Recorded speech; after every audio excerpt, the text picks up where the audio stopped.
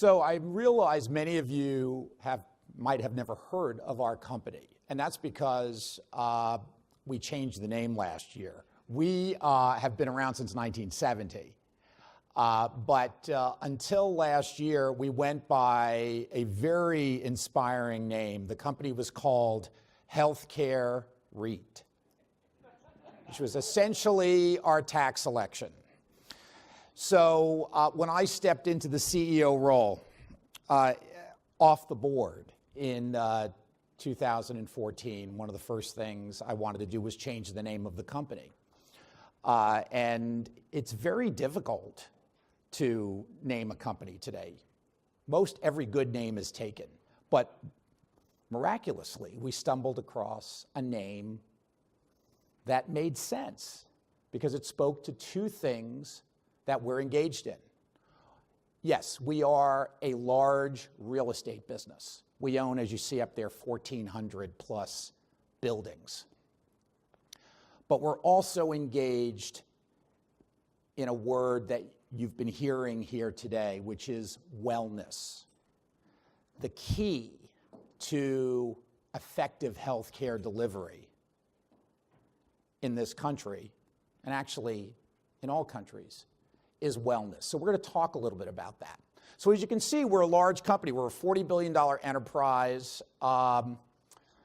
We are very proud of the fact that we're a member of the Dow Jones Sustainability Index. So we've been recognized for the fact that not only do we promote wellness in how we manage our real estate footprint, but I'd like to think we're being recognized for a focus on the sustainability of the population, because not only do we own a lot of real estate, but we take care of a lot of people on a daily basis. And as you can see there, at any given moment of the day, we are caring for over 200,000 people. And who are these people? They're generally people that are 85 and older, and they suffer from two diseases that there is no cure for. And those diseases are frailty, and the other disease is dementia. And there are no cures for either one of those. So what we do at Welltower is offer a reasonable residential care solution to managing both these two diseases. We also are very much engaged in helping to drive healthcare to lower cost settings. So as you see there at the top, an audacious statement that says Welltower is engaged in driving the evolution of healthcare infrastructure and value-based healthcare. How do we do that? We do that by moving people and having out of the high cost settings. We own 17 million square feet of outpatient medical buildings in this country. And we see that as very much the future of how we're going to drive towards the goal of value-based healthcare, which is better outcomes at a lower cost. So let's talk about healthcare. So from the beginning of time, healthcare was delivered in the bottom box there over on the right, called home. And we were born at home, and we endured illness at home. And it was in the mid to late 19th century, the model up in the upper left-hand corner, which is what we believe is where healthcare is delivered, the acute care hospital, or the modern acute care hospital, started to be introduced across the United States. And I often think of a story which is very personal. So I have 4 children, and my 2 oldest daughters, who are 26 and 27, were born in the same hospital, in the same wing, and on the same floor as their great-grandfather 100 years earlier, which is extraordinary. Because the fact is, the process of delivering a child in an acute care setting hadn't really changed that much in 100 years. But if I want to take the girls to see this fine hospital today, what they'd be looking at is the facade of the wing of the hospital they were born in. But the hospital's no longer there. And for those of you who live in New York, that was St. Vincent's Hospital in the West Village. St. Vincent's Hospital, which was a very fine hospital for over 100 years, had a physical infrastructure that would simply not allow it to deliver modern medicine today. So that infrastructure would be working against the goal of all of healthcare, which is to drive better outcomes at lower costs. So what Welltower is doing is trying to move people into the most appropriate setting. Now, 70% of our business deals with the aging population. And today, most of these people are living at home. But as we get to a high level of frailty, and as we start to lose cognitive skills, the home starts to work against our health and wellness. And what happens is you go from the home to the upper left-hand box. And that the cost of that is just not sustainable. So what we offer is a lower cost setting where people, as they age, can still maintain wellness in their daily life. And what do I mean by wellness? I mean nutrition, it's hydration, it's physical mobility, it's keeping the body moving, it's social engagement, social interaction, so we can maintain the cognitive skills as we age. And the last piece of it is also one of the biggest reasons that land people in the hospital. It's safety. Most homes today are just not safe places for someone who is losing physical and mental skills to live productively. So we offer a solution there. We are the largest residential Alzheimer's care company. So, that's a disease we'll talk a little bit more about. As I said earlier, we also are offering modern day hospitals. In a day where most of the hospital infrastructure in this country was built when healthcare was delivered on a fee-for-service basis. So there was a day, not that long ago, when you broke your hip. If you stayed in a hospital bed for 2 weeks, the hospital submitted a bill to whether it be an insurance company or Medicare, and they got reimbursed for that.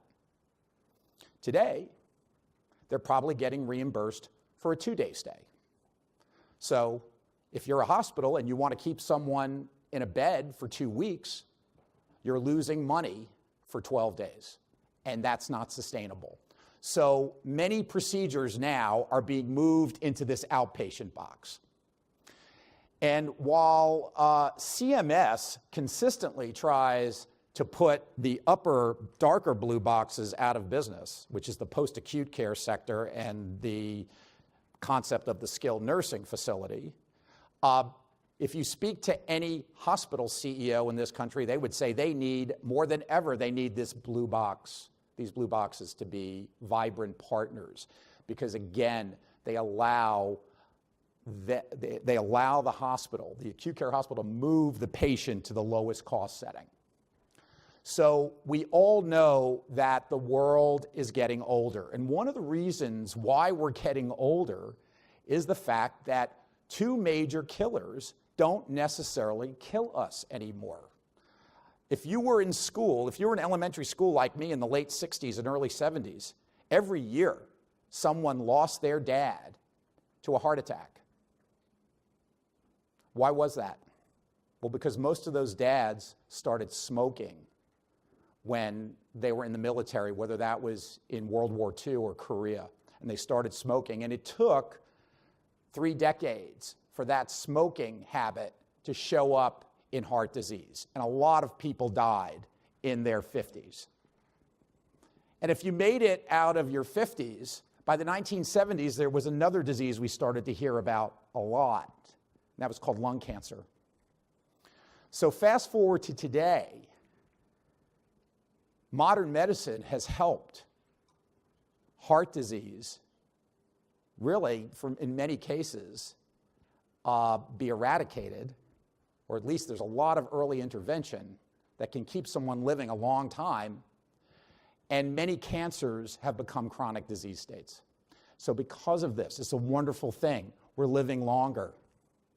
But that also has profound issues for the healthcare delivery system. And why is that? Because as we live longer, healthcare spending rises exponentially. As you can see there, just from the graph, how it jumps as people live up to 85. And one of the reasons healthcare spending grows exponentially is that we all develop a disease at the age of 85. And that disease is dementia. Now, for some of us, that dementia will progress and become a very debilitating condition. But for some people, they live with a very moderate level of dementia. I have a 94-year-old mother who still lives independently. She has a very moderate level of dementia. Now, she's incredibly mean, and that's what keeps her alive to 94. And that's the reason why she's on this earth. And but dementia, not an issue. She could talk to you about the Mets, and she could talk to you a lot about the Trump administration. But let's talk about Alzheimer's and dementia. It is the top 10 cause of death that cannot be prevented, slowed, or cured. And as you can see, this will be a $1 trillion disease just by 2018. And think about that. No, there's no surgical procedure. There's no medical device. There's no drug that helps keep this disease at bay. These costs are all the costs of people sitting in hospital beds because hospitals have no idea what to do with these people. So this is a big, obviously it's a big issue that we attack. And how does Welltower connect its employees and its community to what we do? And one of the things that I was very proud of this year is that we rallied our employees, which, by the way, we only have 450 employees. For a $40 billion company, we do about $4.5 billion in revenues, and we have 450 employees. Now, that is employed by Welltower. We have probably 150,000 employees at the facility levels. But these 450 employees raised $3.2 million for the Alzheimer's Association, for Alzheimer's research, and to provide funds that can be a safety net for families that are trying to take care of family members with this disease.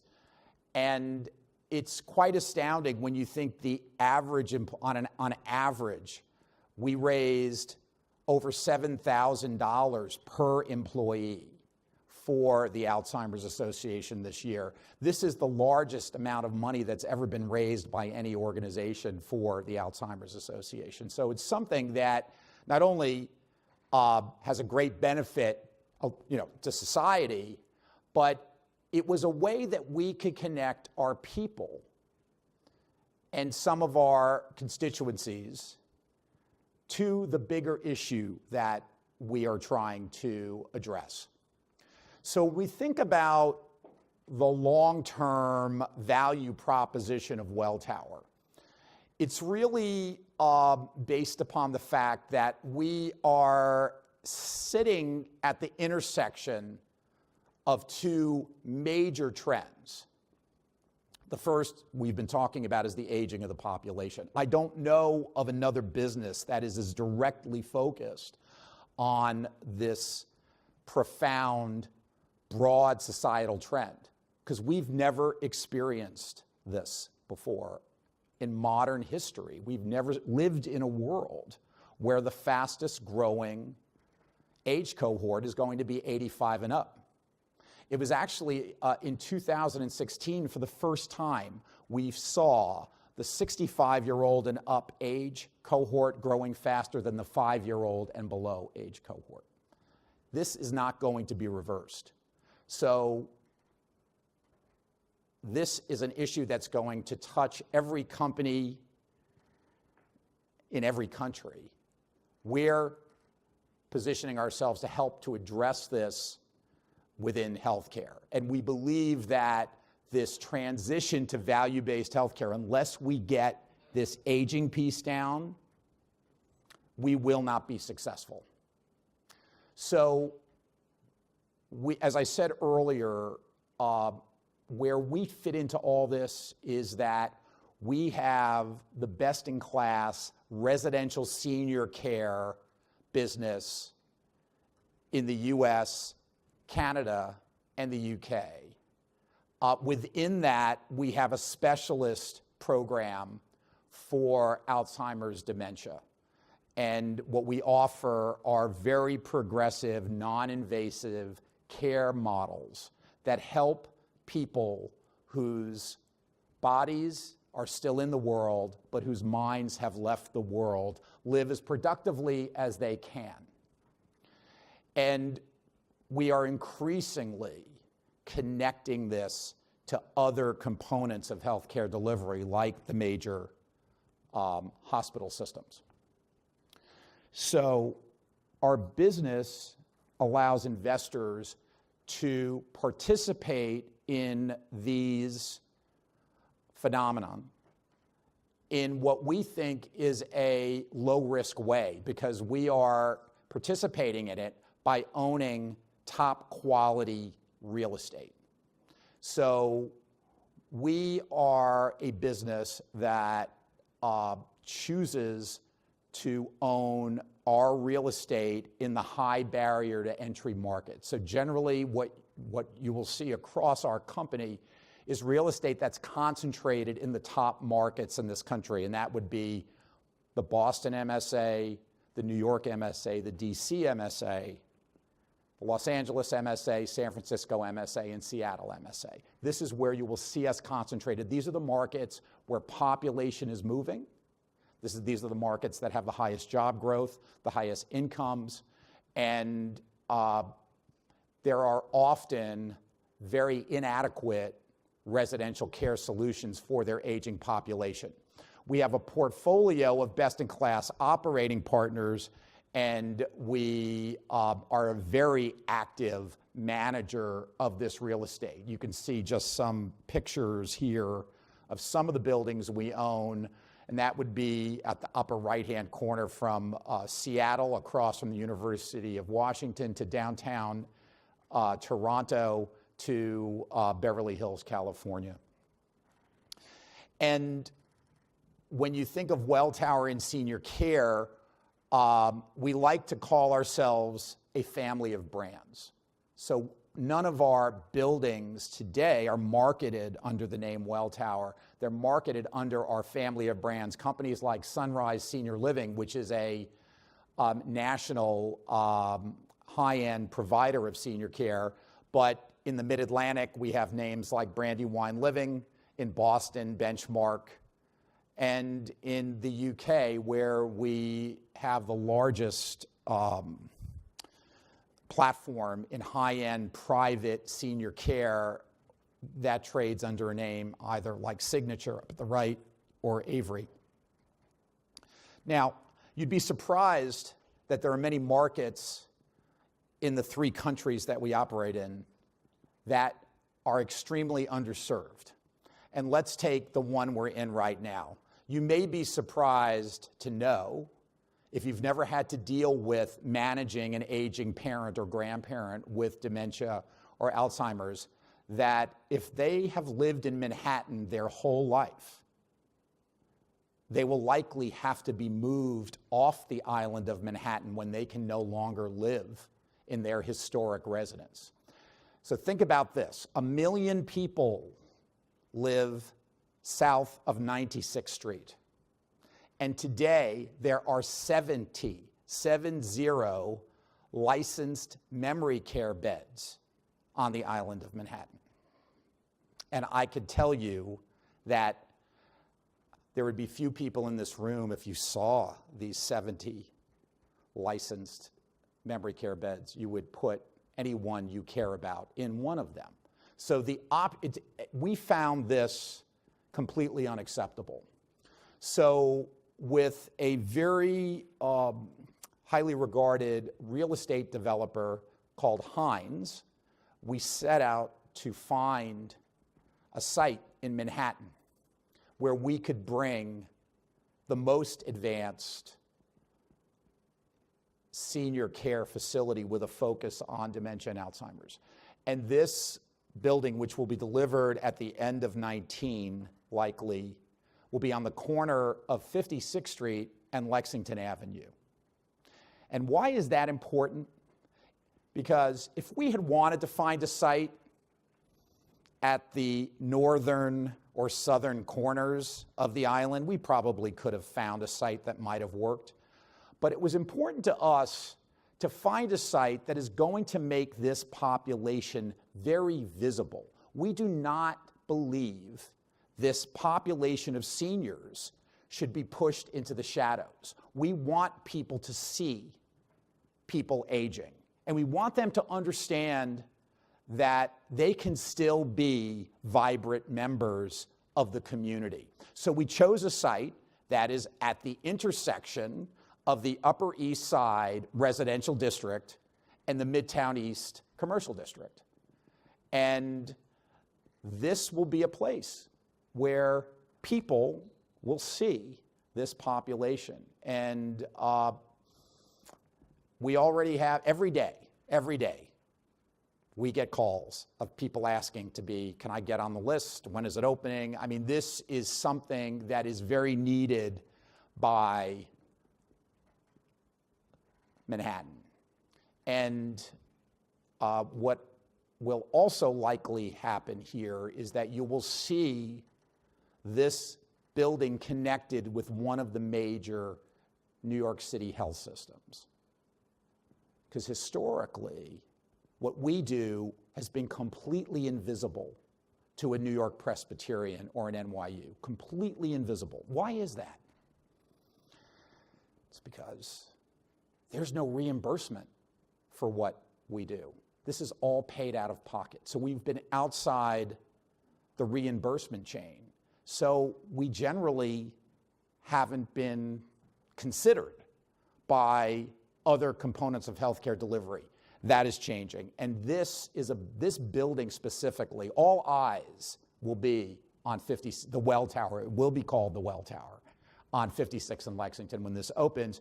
And we're going to be looking across healthcare, across the healthcare industry, because I think there are things that Vince, that Becton Dickinson could bring to this building.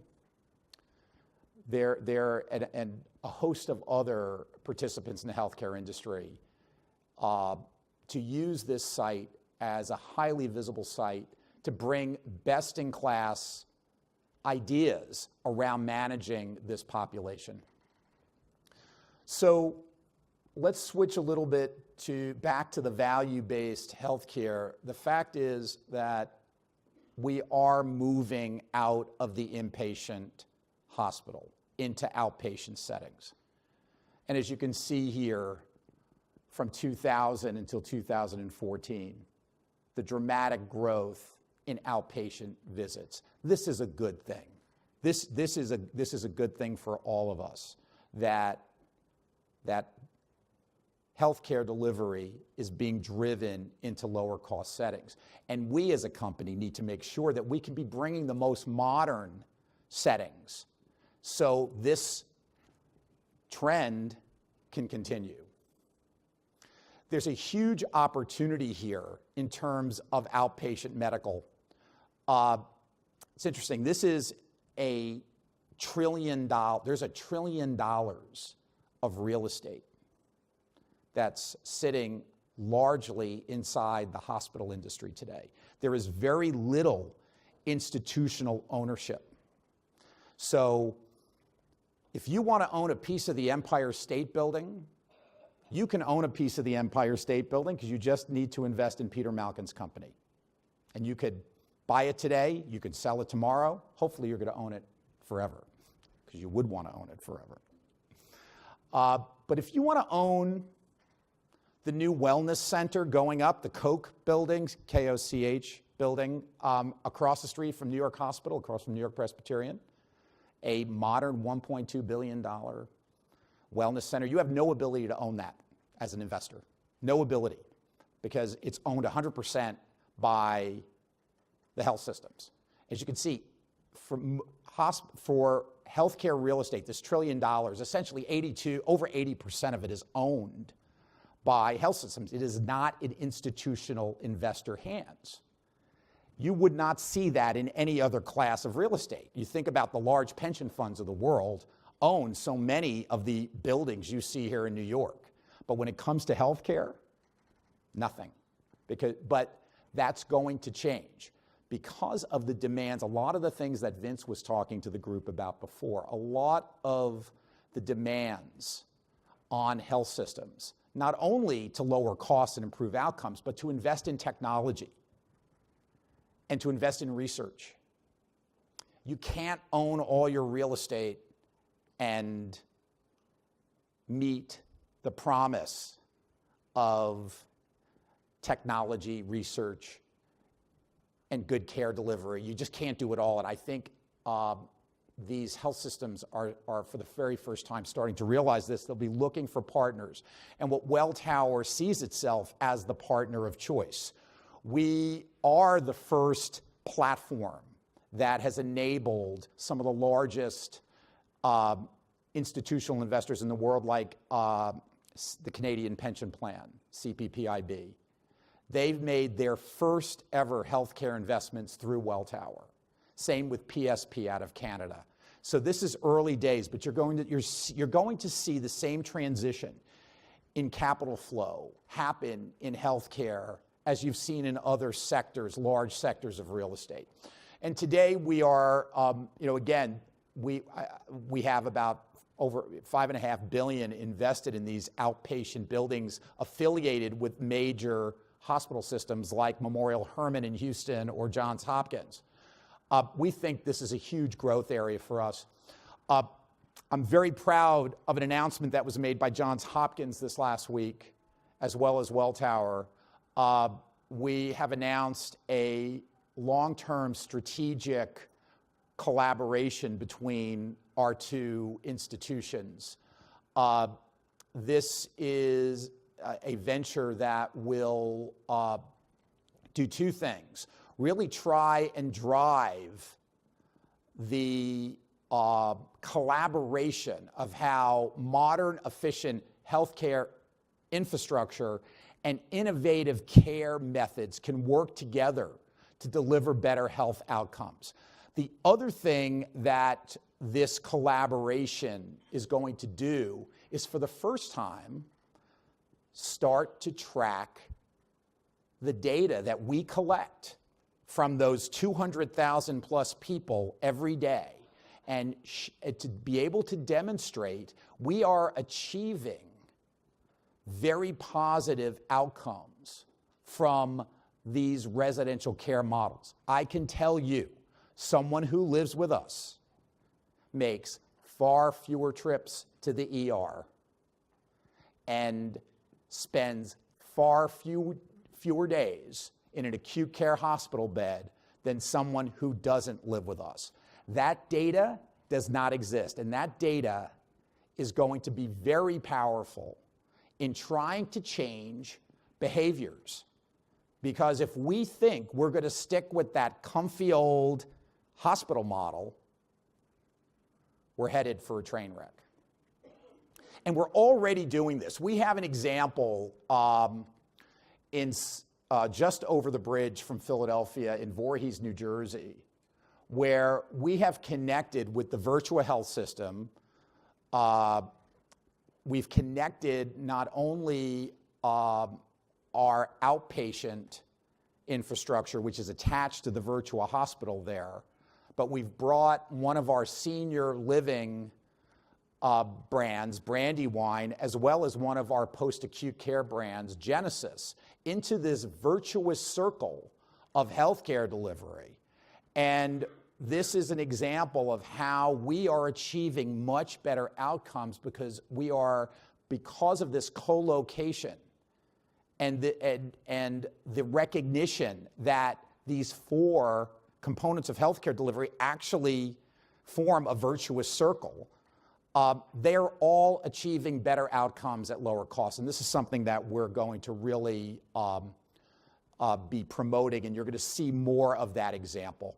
So I said we've been around a long time, and one of the measures of the quality of Welltower is that we've been paying a dividend since 1971, so almost 50 years, 183 consecutive quarterly dividends are paid. So we see ourselves as a very stable way to play some of these big themes that we've been talking about. As you can see, since 2013, if you just measure our total return versus the S&P 500, you can see our shareholders have done quite well. So to sum it all up, our strategy is around focusing on this silver economy. And we do that in a way that I think provides an investor with stability, which is by owning best-in-class real estate. And that has driven very significant both internal growth and external growth. We provide this stable and dividend income to our investors. And because we're very long-term focused, we know that we need to have a very strong balance sheet. It was last year that we achieved BBB+ ratings from all of the rating agencies. So that's the Welltower story, and I'm happy in the last minute or so. You can either get a break or you can ask me a question. Or both. So my question is, what does your 94-year-old relative think about the Mets? Maybe that's not appropriate. So I don't want to go there. You know what? She could tell you stats about the Mets that you would not believe. So it just shows having a hobby and a passion and being really mean actually can translate to a long life. Okay. That's a good takeaway. We'll put that in the meeting notes. Time for one question. That's not about the Mets. Okay. Oh, question over here. I am just curious. I know you're working in the area of dementia. Have you looked into the need for the autistic adult community and having very similar needs? Yes, very good question. One of our operators in New Jersey has a community that is focused on developmentally disabled 21 through 55-year-olds living in a very similar residential setting. This is an area where there is profound need, and it's something that we believe we want to try and figure out, use this example to try and roll out over time similar settings like we have for the frail to demented elderly for that 21 to 55-year-old population. If that's something you're interested in, we have a great example that we'd be happy to show you just not too far from here in Warren, New Jersey. Okay. Thank you very much. Thank you for your attention. Thanks so much. I appreciate it.